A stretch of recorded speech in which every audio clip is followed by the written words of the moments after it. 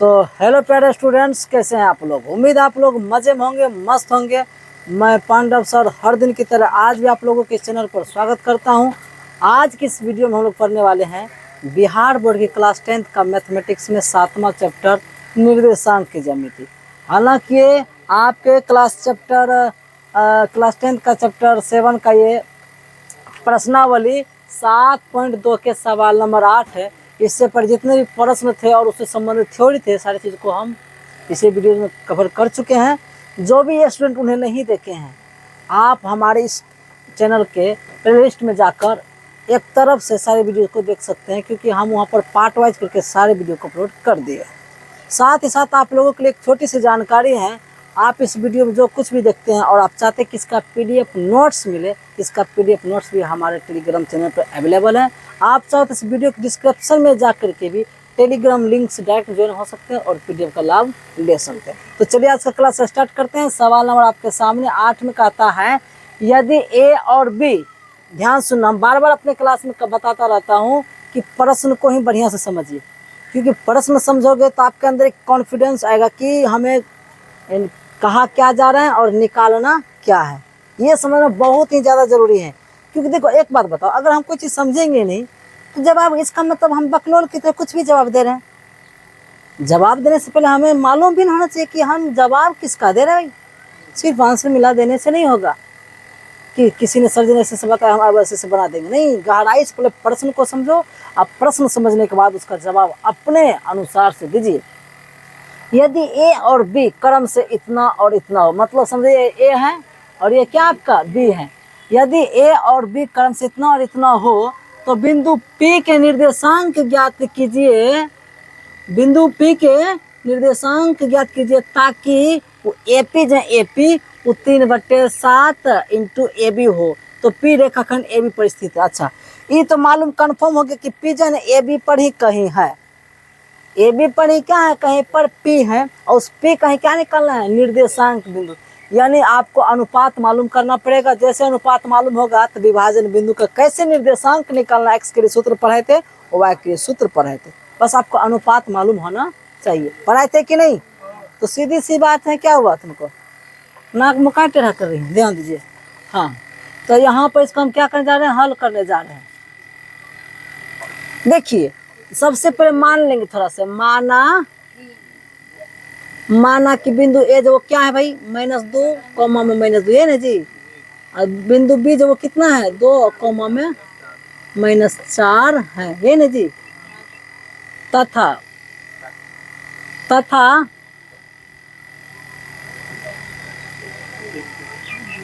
बिंदु पी जानते क्या है, x, y है। नहीं समझे?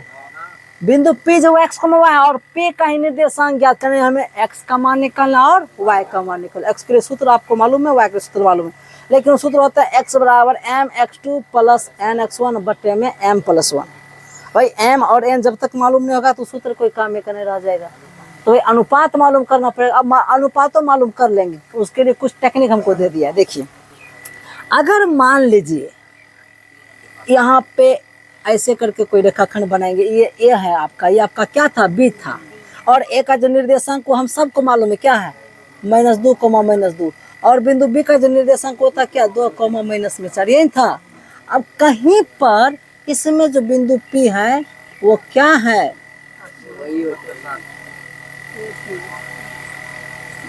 यहाँ पर बिंदु पी जिसका नाम क्या है, x, y है, कहीं पर दर्शा दिए। अब देखो ये किस अनुपात बांट, ये तो मालूम ही नहीं है। बल्कि समस्या ये है कि भाई अनुपात जो मालूम नहीं समस्या है। तब याद करेंगे, लिखेंगे चूंकि मतलब दिया है एगो बात कि भाई ए पी बराबर, तो पहले से दे रखा है 3/7 ए बी दे रखा है ना, दे रखा है कि नहीं। अब इसका मतलब ये हुआ कि आप जो है ए पी को यहाँ रहने दो, जो गुना में इधर आके कहाँ चला जाएगा, बट्टे में हो जाएगा ए बी। अब बराबर क्या आ जाएगा, 3/। अब बात समझ में आई, कोना कोनी गुना करते फिर वहीं चले जाएंगे। अब पता चला, अच्छा ए से लेके बी की अगर दूरी है तो वह है 7 इकाई, ए पी के बीच की दूरी है 3 इकाई, तो 4 होगा जी। ले, मन लगा? नहीं समझे आप लोग? अगर ए पी 3 हो जाएगा और ए बी यहाँ से यहाँ तक 7 है तो वो 4 होगा जी। ए बी यहाँ से यहाँ तक की दूरी मान लो क्या है 7 इकाई है, और ए पी कन्फर्म हो गया कि ए पी के लिए क्या है 3 इकाई, तो स्वाभाविक है कि बी पी 4 होगा। अरे 3 और 4 मिलकर फिर 7 नहीं हो जाएगा, क्योंकि ए बी बराबर तो 7 मालूम हो गया। ये दिया नहीं था, इसको कहते थोड़ा सा हिंट्स देना, आपको देते हिंट्स, आप खुद पकड़ो, अपने हिसाब से तैयार करो। अब अनुपात हम लोग का कन्फर्म मालूम हो गया। ये हो गया आपका क्या चीज, ये हो गया आपका एम, ये हो गया आपका एन, यहाँ लिखेंगे तो गड़बड़ हो जाएगा, समझो। ये आपका क्या हो गया आपका एम, ये हो गया आपका एन। तो यहाँ पे लिखेंगे एम अनुपात एन बराबर आपका क्या हो गया 3 अनुपात क्या चीज 4, मैंने ये मान लिए हैं तो अनुपात में हमको मालूम हो गया।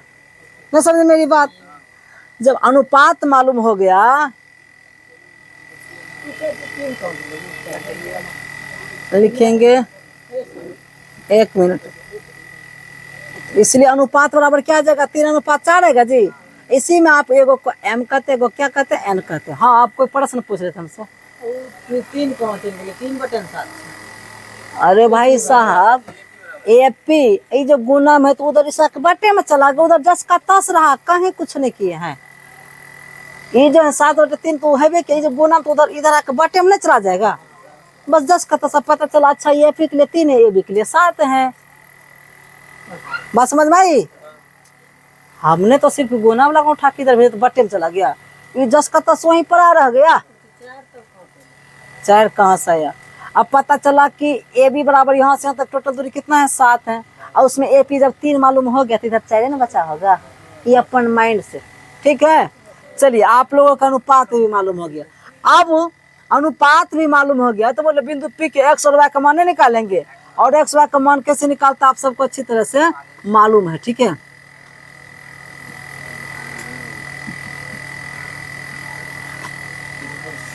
अब हम लोग काम करना प्रारंभ कर इधर आके। चलो x बराबर, बाबू सूत्र बताओ क्या होता है, m x2 प्लस में n क्या होता है जी, m x1 प्लस में m n x1 बटे में क्या होता है m प्लस n, y के लिए सूत्र क्या हुआ करता था, m y2 प्लस में होता था n y1 बटे में होता था m प्लस n। बात समझ में आ रही है? x बराबर m का मान यहाँ से देखो अपने सवाल से, m का मान क्या है 3 है, 3 गुना x2। भाई आपका जो पहला ये आपका हो गया x1, ये हो गया आपका y1, ये हो गया आपका x2, ये हो गया आपका y2। x2 की जगह पे 2 लिखोगे प्लस n का मान है 4, क्या है 4 गुना x1 का मान अपने सवाल से देखते थे क्या है माइनस में 2 है, बट्टे में लिखिए m प्लस 1 मतलब 3 प्लस 4, कोमा y बराबर, इधर आइए यहाँ पे m का मान होगा 3 गुना y2, y2 का मान तो अपने हिसाब से देखना पड़ेगा क्या है माइनस में 4 है, प्लस n का मान है 4 गुना y1, y1 का मान अपने हिसाब से देखते क्या पहले से माइनस में 2 है, बट्टे में क्या लिखेंगे 3 प्लस 4, ये लिखेंगे। देखते जाइए x बराबर 3 दूनी 6 प्लस गुना माइनस यहाँ 8 हो जाएगा, बट्टे में है 7, कोमा y बराबर माइनस में 12 हो जाएगा और माइनस में 8 हो जाएगा और बटे में 7। देखते जाइए x बराबर यहाँ जाएगा -2/7, कोमा यहाँ y बराबर -20/7। इसलिए बिंदु P जो है वो बिंदु P x को मान था जी, वो हो गया बिंदु P हो गया। x जगह पे क्या रखोगे -2/7, कोमा यही आपका फाइनली क्या हो गया, स्क्रीनशॉट ले लीजिए।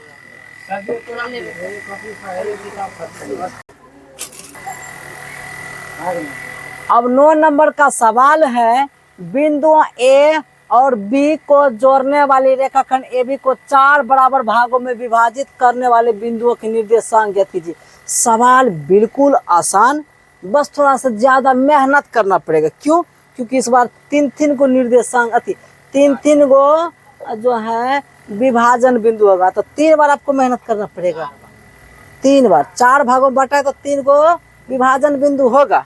नहीं समझे मेरी बात? सवाल बिल्कुल आसान, बस मेहनत ज्यादा करना पड़ेगा। शायद इस पर आएगा भी नहीं, लेकिन फिर भी हम लोग यहाँ पर क्या करेंगे, थोड़ा सा हल करने जा रहे लिखेंगे माना कि,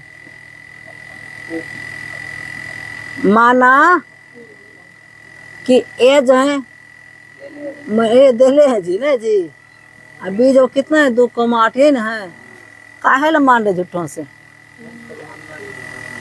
नहीं आओ काम आ जाएगा लिख देते हैं। माना कि बिंदु इतना और इतना को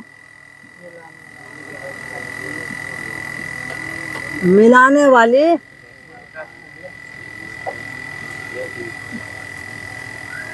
ए बी को 4 बराबर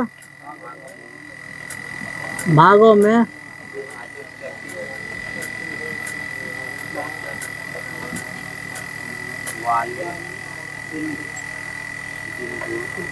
क्रम से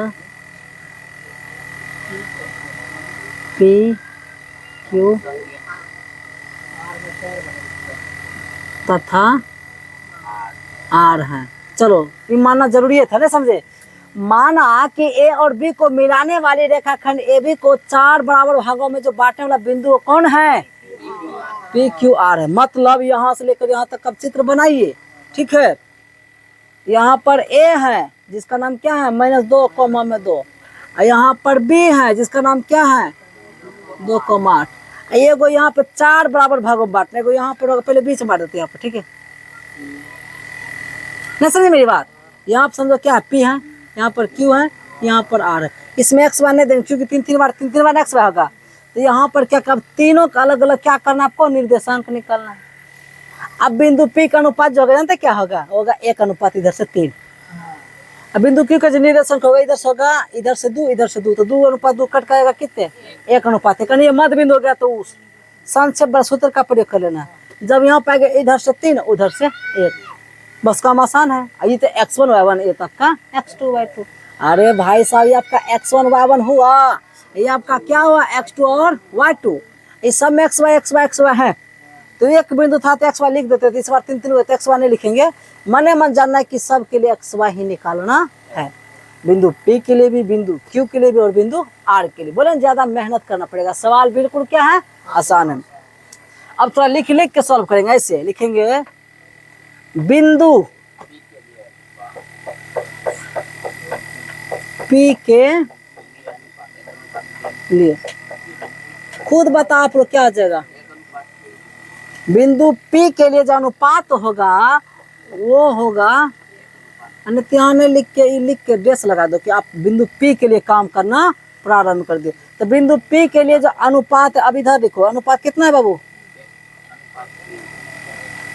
1 अनुपात 3। इधर से 1 इकाई, इधर से 1 2 3 इकाई है ना। टोटल 4 इकाई थी। 4 इकाई में इधर 1 इकाई होगा तो उधर कितना होगा 3 इकाई होगा कि नहीं। तो अनुपात मालूम हो गया। आप सबको मालूम है इसी में एगो क्या m कहते हैं, एगो क्या कहते हैं n कहते हैं। अब करना के फटाफट लिखेंगे x बराबर m x2 plus n x1 बटे में m प्लस n। y के लिए सूत्र होता है m y2 प्लस में n y1 बटे में हो जाएगा। बात समझ में आ रही है। अब तुम लोग कहोगे सही छोड़ भी दीजिएगा तो हम बना लेंगे। m का मान क्या है बाबू 1 है गुना x2 का तो अब हिसाब देखना पड़ेगा वो क्या है 2 है, प्लस n का मान क्या है 3 है गुना x1 का मान क्या है -2 है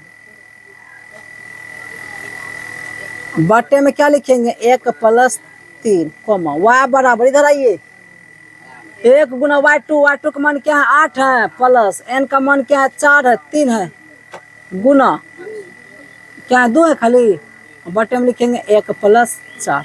यहाँ तो आएगा नहीं, हम लोग इधर बात अब करते हैं। चलिए आए यहाँ पर 3 होगा, सही बात। यहाँ पर क्या होगा 3 होगा। ध्यान रखा करिए आप लोग भी। x बराबर जो निकला फाइनली यहाँ पर 2 या कम 2, यहाँ माइनस ना जी, तो प्लस गुना माइनस, माइनस में 6 बटे में क्या आ जाएगा 4। अब क्या होगा कोमा y बराबर क्या होगा 8 प्लस 3 दूनी के बटे में 4। x बराबर क्या आएगा माइनस में 8 बटे 4। हाँ माइनस में 4 ना करे बात जुल्म में करेंगे।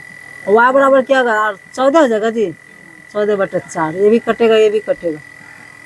x बराबर निकल गया माइनस में 1 कोमा y बराबर निकल गया 2 बार में कटा 7 बार में कटागा, निकलेगा 7/2। इसलिए बिंदु पीज निकला, क्या क्या निकला जी? -1 कॉमा में 7/2। एक आंसर आपका हो गया। अब लिखेंगे बिंदु क्यू के लिए, बिंदु आर के लिए। तो नेक्स्ट पेज पे बात करेंगे। फिलहाल आप इसका स्क्रीनशॉट ले लीजिए और थोड़ा सा इस बिंदु याद रखिएगा।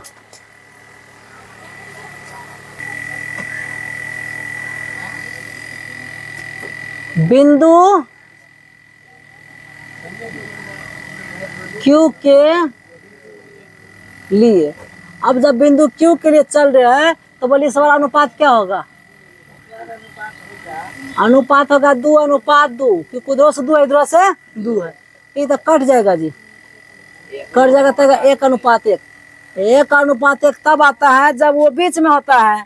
इसका मतलब जो बिंदु क्यू है वो मध्य बिंदु हो गया। और मध्य बिंदु के लिए संक्षेप में आपको सूत्र पढ़ाए थे, लिखेंगे चूंकि करके। फिर से चूंकि क्यू जो क्यू वो ए बी का क्या है? मध्य। तब x के लिए सूत्र होता था x1 + x2/2, और y के लिए सूत्र होता था y1 + y2/2। देखो हम यहाँ पे अनुपात पे भी बना सकते थे। अब 1 से गुना करिएगा तो भाई लास्ट में यही आएगा, ठीक है। तो हम सूत्र का इसलिए प्रयोग किए हैं, जब सूत्र है तो हम लोग क्या है, सूत्र का भी प्रयोग करके जल्दी से आगे बढ़ जाएंगे। x बराबर x1 का मान आप लोग अपने हिसाब से देखो और फटाफट हमको बताइए क्या था। अरे भाई साहब, आपका 9 नंबर, ये आपके x1 की जगह पे क्या -2 है, प्लस x2 की जगह पे क्या है? दूसरा बिंदु देखो ना, 2 है बटे में 2 कॉमा y बराबर y1 का मान क्या है? 2 प्लस में y2 का मान 8 है बटे में 2। सही सही बता रहे हो ना? x बराबर क्या हो जाएगा? ये हो जाएगा 0/2 कॉमा y बराबर क्या हो जाएगा? 10/2।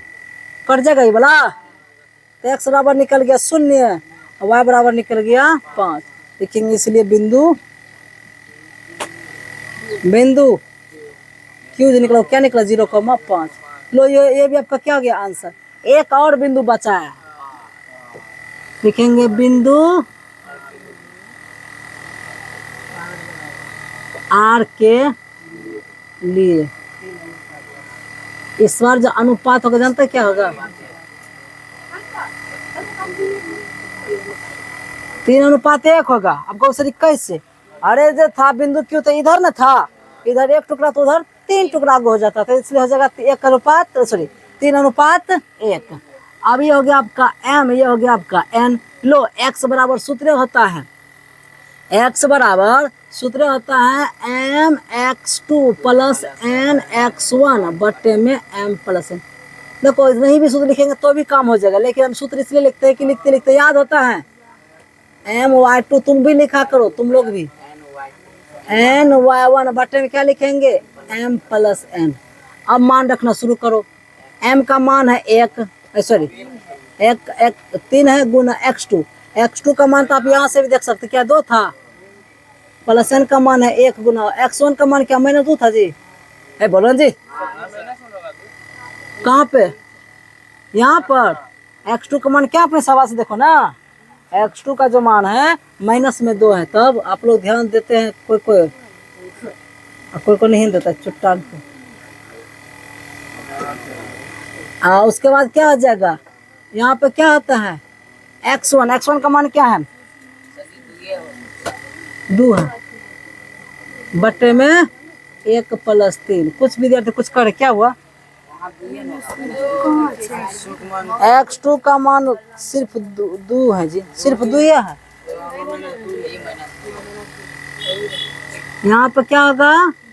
2। यहाँ पर क्या होगा? यहाँ पर होगा -2, उल्टा काम हो गया था ना जी। y बराबर बोलिए m का मान तो 3 गुना y2 का मान देखो अपने सवाल से, y2 का मान क्या 8 है, अब प्लस n का मान तो होगा 1 गुना y1 का मान क्या है? 2 है बटे में 1 + 3। इसको अब सॉल्व कर लीजिए। x बराबर 6 -2 बटे में हो जाएगा 4, y बराबर यहाँ पर क्या आ जाएगा 3 अठे 24, क्या हो जाएगा यहाँ पर 24 प्लस में 2 बटे में 4। x बराबर 6 में से 2 जगह 4, 4 बटे 4 आएगा कॉमा 26 बटे 4, ये भी कटेगा ये भी कटेगा। x बराबर 1 आया, y बराबर आया 13 बटे 2, ये ना जी। इसलिए बिंदु R निकालना है 1,13 बटे। फाइनल आंसर इसका भी आप स्क्रीनशॉट ले लो। सवाल नंबर 10 है, एक समचतुर्भुज का क्षेत्रफल ज्ञात कीजिए। एक समचतुर्भुज का क्षेत्रफल ज्ञात कीजिए जिसके लिए शीर्ष दिया गया है, शीर्ष इसी क्रम में इतना इतना इतना और इतना है। संकेत में आपको समझने के लिए दे भी दिया है कि भाई समचतुर्भुज का क्षेत्रफल होता है 1/2 उनके विकर्णों का गुणनफल, उनके विकर्णों का गुणनफल। तो है मेरे प्यारे स्टूडेंट्स, समचतुर्भुज जो होता है वो जानते कैसा होता है, वो ऐसा होता है, देखिएगा समचतुर्भुज जो होता है वो ऐसा होता है।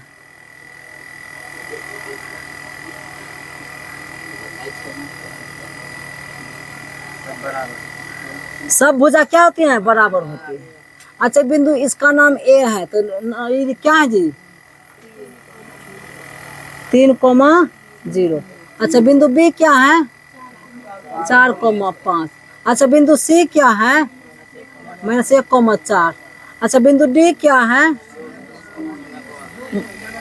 -2,-1 है ना जी। मैंने अपने मन से नामकरण कर दिया। इसको ऐसे मिला देगा तो एक विकर्ण होगा, इसको ऐसे मिला देगा तो एक विकर्ण होगा। ए से एक विकर्ण हो गया, अब बी डी भी एक क्या हो गया विकर्ण हो गया। ठीक है, समझे मेरी बात।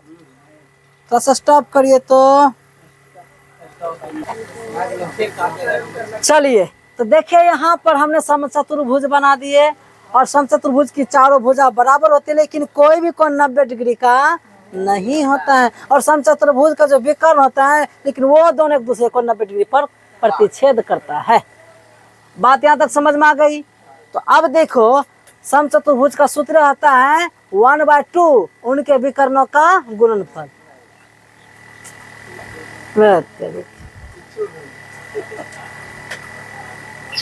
समचतुर्भुज का क्षेत्रफल होता है 1/2 उनके विकर्णों का गुणनफल। अब दिमाग में एक ही बात चल रही है, उसमें दुई गत विकर्ण एगो एसी एगो बीडी है। अब एसी और बीडी निकाल लो, काम हो गया फटाक से। तो पहले एसी और बीडी निकालो तब ना। अब एसी कैसे निकालेंगे, वही दूरी सूत्र से। बीडी कैसे निकालेंगे, तो दूरी सूत्र से। आइए तो लिखेंगे यहाँ पर, मानने की जरूरत नहीं है, लिखिए दिन यहाँ पर जी। तो डायरेक्ट लिखते हैं, सुनो ध्यान से। यहाँ पे लिखे, इसको हम हल करने जाते, चित्र पहले बना दिए हैं। अब आते हैं डायरेक्ट काम पे। लिखे क्या हमको निकालना है, पहले हमको एसी निकालना है। क्या निकालना है, एसी, क्योंकि एसी ही भी करना है।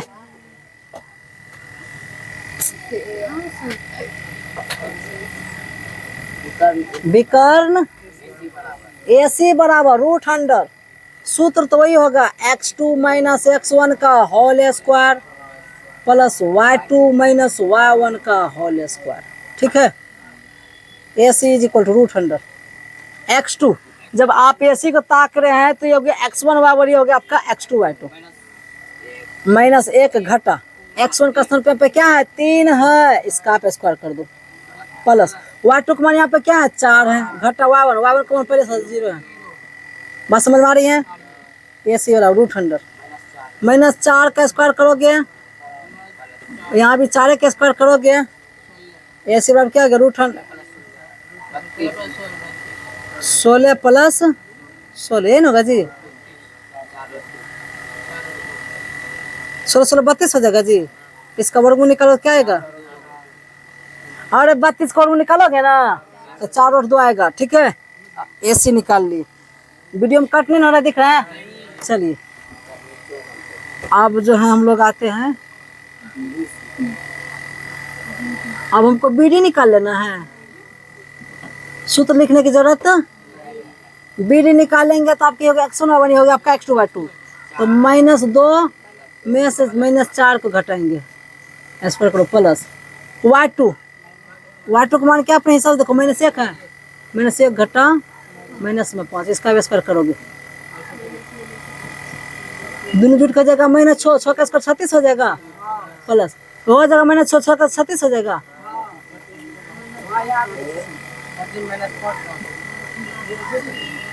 -1 में से आप 5 घटाइएगा तो सूत्र का माइनस है 72 होगा, और 72 का वर्गमूल कितना निकलता है?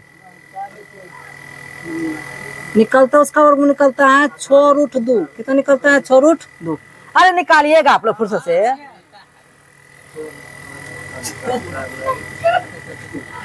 अब लिखेंगे समचतुर्भुज का क्षेत्रफल। ए बाबू, समचतुर्भुज का क्षेत्रफल होता है 1/2 d1 गुना d2 होता है। अब जहाँ d1 क्या है? समचतुर्भुज का पहला विकर्ण, d2 क्या है? दूसरा विकर्ण। तो यहाँ संक्षेप में सूत्र होता है, कभी पढ़ाए हैं तुम लोगों को भी। तो यहाँ पे लिखेंगे 1/2 गुना d1 बोले तो क्या? AC। पहला विकर्ण समझा आपका क्या था? AC। और दूसरा विकर्ण क्या था आपका? BD था। अब एक बात बताओ, 1/2 दूरी को गुना AC का मान क्या है? 2 रूट नहीं है, 4√2 है गुना 6√2 है। और यहाँ पर क्या आ जाएगा? 1/2 गुना, ये पहले गुना आ जाएगा 4 6 के 24 गुना, और √2 गुना √2 सिर्फ 2 होगा, 2 से 2 कटी गयो, निकल गया 24 वर्ग मात्रक या इकाई होते हैं, पता नहीं जो होगा, क्योंकि क्षेत्रफल हमेशा वर्ग के रूप में आता है। तो वर्ग मात्रक कुछ नहीं दिया था तो मात्रक लिख दिया, सेंटीमीटर मीटर कुछ नहीं दिया था, ये हो गया। इस प्रकार से आज का आप लोगों की एक्सरसाइज 7.2 समाप्त होता है। फिर मिलते हैं नेक्स्ट वीडियो में नए टॉपिक के साथ। तब तक आप लोग अपना ख्याल रखें। धन्यवाद।